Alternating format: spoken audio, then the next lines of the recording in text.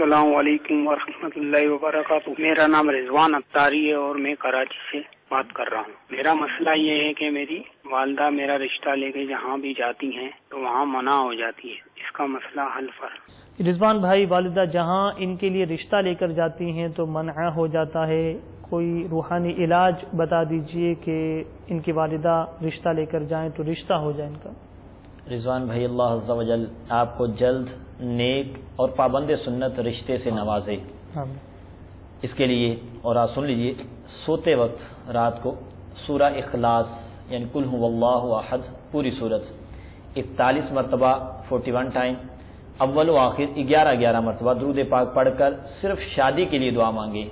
اور اس میں نیت یہ ہو کہ جب شادی ہوگی تو انشاءاللہ تبارک و تعالی اس میں ہر طرح کی ناجائز اور خلاف سنت رسموں بشمول فلموں، ڈراموں،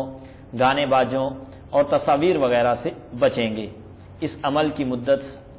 90 دن ہے، یعنی 41 مرتبہ روزانہ سورہ اخلاص پڑھنا ہے رات کو، تو یہ 90 دن تک کرنے ہیں۔ اب اس دوران 90 دن کے دوران اگر منگنی ہو جاتی ہے، بات پکی ہو جاتی ہے، تو تب بھی یہ عمل جاری رکھنا ہے انشاءاللہ عز و جل۔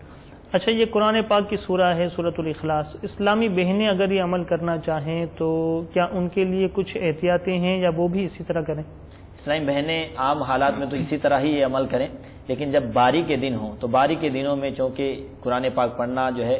وہ جائز نہیں ہے، تو اس لیے اس سے پہلے سورہ اخلاص میں اولاً جو لفظ قل ہے، قل هو اللہ احد، تو اس لفظ قل کو ہٹا دیں، بقیہ جو ہے اس کو ورد کی نیت سے، وظیفے کی نیت سے اس کو پڑھ سکتی ہیں، یعنی هو اللہ احد سے شروع کریں، لفظ قل نہیں پڑھیں گی۔ بقیہ اسی طریقے سے آپ نے 41 مرتبہ پڑھتی رہیں، ہر دفعہ هو اللہ احد سے شروع کریں اور اول و آخر 11 مرتبہ درود پاک، اور 90 دن اپنا یہ عمل پورا کریں انشاءاللہ عز و جل۔